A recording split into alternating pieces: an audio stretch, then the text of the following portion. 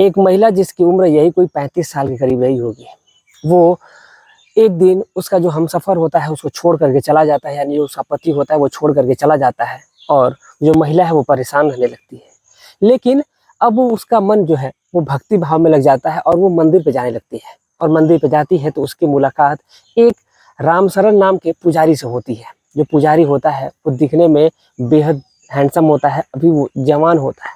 उसको देख कर के जो ये औरत है वो कहीं न कहीं उस पे फ़िदा हो जाती है और फिर इन दोनों के बीच में शारीरिक संबंध बनने का जो सिलसिला है, दौर है, वो शुरू हो जाता है। और जब उसके गठीले बदन को पुजारी के ये औरत देखती है तो वो देख कर के इस कदर फ़िदा हो जाती है, वो सोचती है कि आज तो उसके तन की आग बुझ ही जाएगी, आज तो उसके मन की आग बुझ ही जाएगी। अब इसीलिए वो महिला अपने आप को रोक नहीं पाती है और उसके बाद जो कदम उठाती है।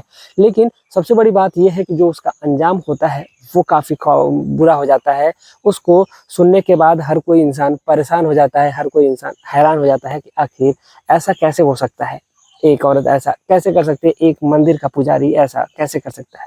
जानने वाले इस पूरी सच्ची घटना को कि आखिर हुआ क्या था, पूरे एक सिलसिलेवार तरीके से, तो चलिए घटना की शुरुआत करते हैं और जानते हैं कि आखिर पूरा माजरा क्या था और पूरी वजह क्या थी, आखिर ऐसा कारनामा हुआ ही क्यों था? नमस्कार, प्रणाम, मैं अविनाश। वारदात तक एक नए एपिसोड में आज जिस सच्ची घटना के साथ आप लोगों के बीच में आया हूँ, ये सच्ची घटना मध्य प्रदेश की है। दरअसल मध्य प्रदेश में एक परिवार रह रहा होता है, जिस परिवार के जो मुखिया थे, जिनका नाम चंद्रजीत होता है। चंद्रजीत के एक बेटे होते हैं और उनकी पत्नी होती है। 3 लोगों का परिवार होता है, जो भरा पूरा परिवार होता है। बहुत ही अच्छा चल रहा होता है, सब कुछ इनके जीवन में बेहतर चल रहा होता है। लेकिन कहते हैं कि परिवार में जब खुशियाँ जब आती हैं तो उसका टाइम पता ही नहीं चलता है कि कब खुशियाँ आती हैं और चली जाती है, लेकिन जो दुःख का टाइम आता है वो काफ़ी लंबा चलता है और ऐसा ही कुछ होता है चंद्रजीत के साथ। उनका जो बेटा था वो धीरे-धीरे अब बड़ा हो जाता है, जिनका नाम श्याम होता है। श्याम धीरे-धीरे बड़ा होता है और बड़ा होने के बाद उनको लगता है कि अब उसके बेटे की शादी कर देनी चाहिए और यही कोई जो उनका बेटा 24 साल के करीब का होता है तो उसकी अब शादी के लिए रिश्ता खोजने लगते हैं और रिश्ता खोजा भी जाता है। तो बगल के ही गाँव में एक गाँव लगता है बिशुनपुर और उसी बिशुनपुर गाँव में एक बहुत ही सभ्य परिवार रहता है। उसी परिवार में एक व्यक्ति होते हैं जिनका नाम रामविजय होता है और रामविजय से उन्होंने बातचीत करी और बातचीत करने के दौरान जो भी मसले होते हैं उसको वो लोग सुलझाते हैं और बातचीत करने के दौरान वो कहते हैं कि ठीक है, हमें ये रिश्ता मंजूर है और मंजूरी के दौरान फिर बात आगे बढ़ जाती है। और जब बात आगे बढ़ती है तो सब कुछ इतना जल्दी होने लगता है कि किसी को पता ही नहीं चलता है कि आखिर ये कब और कैसे हो गया। कहने का मतलब ये है कि जो परिवार के दोनों लोग हैं उन लोगों को शादी करने की जल्दी होती है। अब इसीलिए ज़्यादा टाइम वो लोग नहीं लेते हैं और कम ही समय में अपने बेटी और अपने लड़के के लिए जो चंद्रजीत होते हैं वो तैयार हो जाते हैं और एक डेट मुकर्रर की जाती है 16 फरवरी की और उसी दिन उनकी शादी की डेट तय हो जाती है। बड़े ही धूमधाम से जो बारात है वो उनके रामविजय के दरवाजे पे पहुंचती है और वहाँ पर पूरे जो बारात है उसका आवभगत किया जाता है और सब कुछ अच्छे ढंग से चलने लगता है। इतना अच्छे ढंग से चलता है सब कुछ कि अब इनके परिवार में ऐसा लग रहा था कि बहुत ही संपन्न परिवार मिल गया है, वाकई परिवार भी था। और जो घर में जो लड़की थी जिसका नाम कमला हो था, कमला की उस लड़के से शादी होने वाली थी और शादी भी हो जाती है, सुबह विदाई होती है और घर में खुशी आ जाती है। लगभग कुछ वक्त गुजर जाता है और शादी के लगभग कई साल गुजर जाते हैं, लगभग 10 साल से ऊपर जब गुजरते हैं तो जब से ही ये जो कमला है इसकी उम्र यही कोई अब 35 साल के करीब पहुंची होगी। इतने में एक दिन जो उसका पति होता है उसको छोड़ करके चला जाता है, यानी कि उसका रोड एक्सीडेंट होता है और उसी रोड एक्सीडेंट के दौरान उसकी मौत हो जाती है और उस दुनिया को छोड़ करके चला जाता है। जब इस दुनिया को छोड़ करके चला गया तो फिर कमला अकेली पड़ जाती है और सोचती है कि आखिर अब उसका सहारा कौन बनेगा और उसके साथ रहेगा कौन। इसीलिए वो परेशान सी रहती थी और फिर वो सोचती थी कि आखिर वो जाए भी तो कहाँ जाए। उसके पास कोई चारा ही नहीं था, उसके पास कोई ऑप्शन ही नहीं था, इसलिए वो परेशान रहने लगी थी, हैरान रहती थी। लेकिन अब वो सोचती थी कि अब इस उम्र में वो जाएगी भी तो कहाँ जाएगी, इसलिए उसने निर्णय किया कि वो मंदिर जाएगी और वहीं पर जा करके भक्ति आराधना करेगी और उसी में अपने मन को विलीन कर लेगी, अपने मन को शांति दे देगी। इसलिए वो अपनी सासू माँ से कहती है कि वो मंदिर जाना चाहती है और वहीं पर जाकर के भक्ति भाव करेगी। तो उसकी जो सासू माँ होती है वो भी काफ़ी भक्ति भाव स्वभाव की होती है। वो भी कहती है कि ठीक है, अगर तुम्हें मंदिर जाना है तो तुम जा सकती हो, तुम जाओ, वहाँ पे तुम्हारा मन भी लगा रहेगा और पूजा पाठ करके आओगे तो तुम्हारा मन भी साफ रहेगा। इस पर जो कमला होती है वो कहती है कि ठीक है और इसीलिए वो प्रतिदिन सुबह के लगभग 4:30 बजे करीब वो जाना शुरू कर देती है मंदिर। और मंदिर पहले जा करके 4:30 बजे फिर मंदिर की साफ सफाई करती है और साफ सफाई करने के दौरान फिर वहाँ पे पूजा पाठ करना प्रारंभ कर देती है। ऐसे ही लगभग 1 महीने का समय गुजर जाता है, लेकिन जो कमला थी वो 35 साल की उम्र में भी इतनी खूबसूरत थी, इतनी अच्छी थी कि उसको देख करके हर कोई उसका दीवाना था, हर कोई उसको पाना चाहता था। इसलिए लेकिन जो कमला है वो किसी को भी भाव नहीं देती, चूँकि वो विधवा थी, उसका पति छोड़ के जा चुका था। उसको पता था कि अगर ये समाज में अगर कहीं पे भी अगर थोड़ा-सा भी अगर गलत कदम उठाएगी तो उसकी बदनामी हो जाएगी, उसके परिवार की बदनामी हो जाएगी। इसलिए वो चाहते हुए भी उसके अंदर जो आग थी उसको वो दबाए हुई थी, उसको शांत रखी हुई थी। उसने चाहते हुए भी उसने ऐसा कदम नहीं उठाने का सोचा था। वो प्रतिदिन मंदिर जाया करती थी, 4:30 बजे करीब जाकर के मंदिर की साफ सफाई किया करती थी, पूजा पाठ किया करती थी और पूजा पाठ करने के बाद से फिर वो अपना घर पे आया जाया करती थी, खाना बनाती थी, खाती थी, उसके बाद अपने काम धाम में दिन भर लगी रहा करती थी। लेकिन एक दिन जब सुबह-सुबह जब वो मंदिर पहुँचती है तो उसको पता चलता है कि मंदिर में कोई व्यक्ति आया हुआ है, यानी कि कोई पुजारी आया हुआ है। पुजारी जो कि दिखने में काफ़ी अभी जवान था, वो लग ही नहीं रहा था कि वो पुजारी है, लेकिन उसने जो वस्त्र धारण करे थे, दाढ़ी बढ़ाई थी, उसको देख कर के ऐसा लग रहा था कि हाँ, ये पुजारी ही है। और फिर उससे पूछती है कमला कि आखिर आप कौन हैं? तो वो कहता है कि मैं इस मंदिर का नया पुजारी हूँ, अब से मैं इसी मंदिर पे रहूँगा और यहीं पर पूजा पाठ करूँगा, इस मंदिर की सेवा भाव करूँगा। वो कहती है कि ठीक है, लेकिन आज से पहले तो हमने आपको कभी नहीं देखा। तो वो कहता है कि नहीं, हमारे ग्राम प्रधान इस ग्राम के प्रधान से बातचीत हुई है और बातचीत होने के दौरान उन्होंने कहा है कि ठीक है, आप हमारे मंदिर पे रह जाइएगा। अब इस पर जो कमला होती है वो कहती है कि ठीक है, और कमला भी मान जाती है। उसके बाद वो कमला अपने साफ सफाई में जुट जाती है और जो मंदिर का पुजारी है वो भी अपने काम धाम में लग जाता है। अब ऐसे ही कुछ वक्त गुजरता है, लेकिन जो कहीं न कहीं जो पुजारी होता है उस महिला के ऊपर दीवाना हो चुका था, लट्टू हो चुका था। उसकी खूबसूरती को देख कर के वो खुद को रोक ही नहीं पा रहा था। लेकिन आप लोगों को पता ही है कि जो साधु होते हैं वो कितने सभ्य होते हैं, लेकिन कुछ इसमें ऐसे भी होते हैं जैसे कि अदर केसेस हैं जो बहुत सारी केस ऐसे निकल कर के सामने आई है, राम रहीम वाली या फिर और भी। तो उसमें एक तरह से साफ तौर पे ये दिखाया गया है कि आखिर जो उनका कैरेक्टर कैसा होता है। तमाम तरीके से आप उन लोगों को देख सकते हैं, उन लोगों को भांप सकते हैं और ऐसा ही कुछ होता है उस पुजारी के साथ। वो पुजारी बहुत ही कमीना टाइप के एक तरह से कह लीजिए इंसान होता है, एक तरह से हम कहेंगे तो, क्योंकि उसने उस महिला के साथ जो महिला को देखा था तो फिर उसके ऊपर दीवाना हो चुका था, उसके ऊपर वो लट्टू हो चुका था। वो सोचता है कि अब वो उस महिला को पा करके ही रहेगा, चाहे कुछ भी हो जाएगा, वो उसको छोड़ेगा नहीं और उसके साथ शारीरिक संबंध बनाएगा ही बनाएगा। अब इसीलिए जो महिला थी उस पे वो गंदी नज़र डालने लगता है।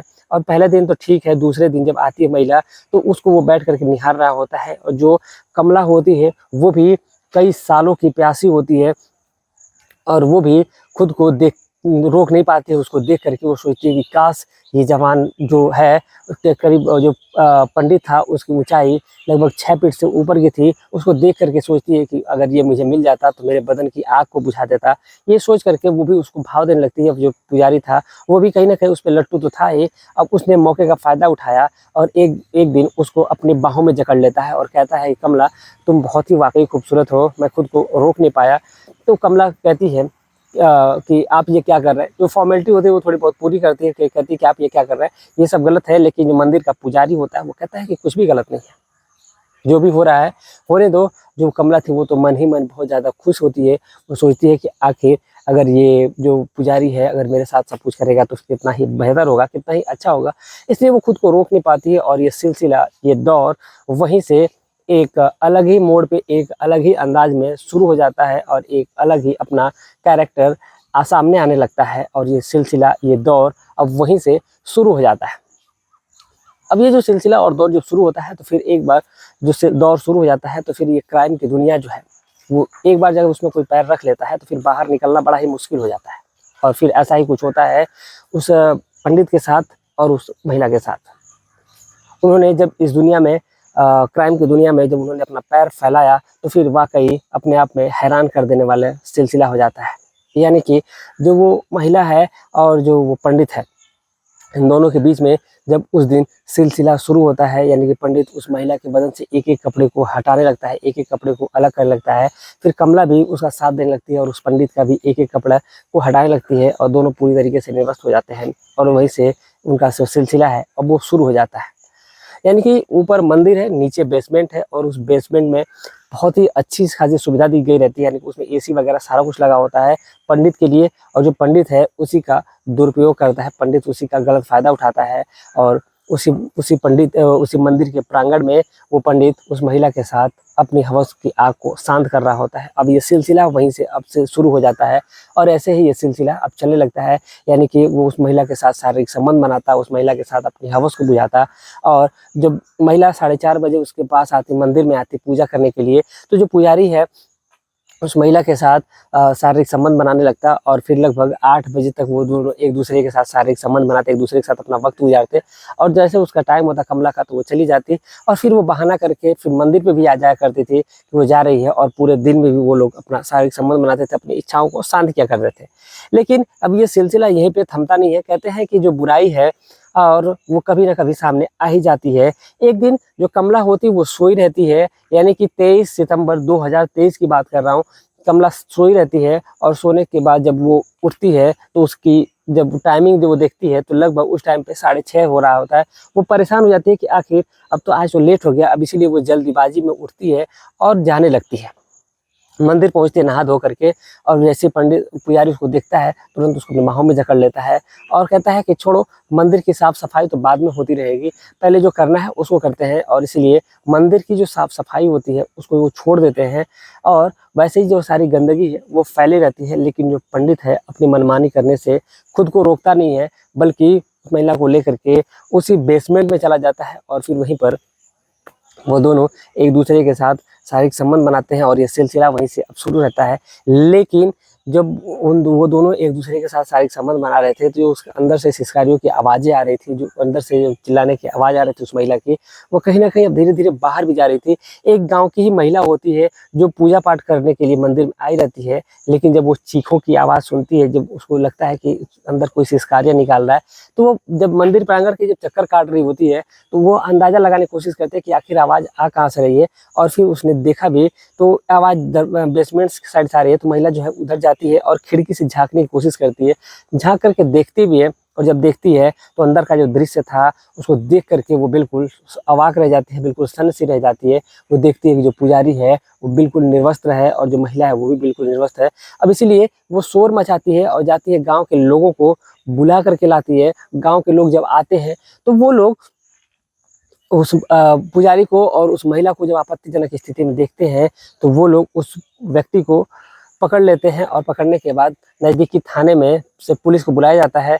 और बुलाने के बाद से उस व्यक्ति को पुलिस अरेस्ट कर लेती है। लेकिन सबसे बड़ा खुलासा तो तब होता है जब उस पंडित के बारे में जब पुलिस पता लगाती है तो पता चलता है कि ये कोई नॉर्मल पुजारी नहीं है, बल्कि वो एक हिस्ट्री सीटर है। और वो पहले से उसने क्राइम बहुत सारे किए थे, बहुत सारे उसने मर्डर किए थे। इसीलिए वो पंडित का भेष बना करके और पुलिस की चंगुल से वो फरार कैदी है, और इसीलिए वो यहाँ पर आकर के मंदिर में पुजारी का रूप बना करके रह रहा है, ताकि उसको कोई भाप ना सके, उसको कोई पकड़ ना सके और वो अपने जीवन का आनंद ले सके।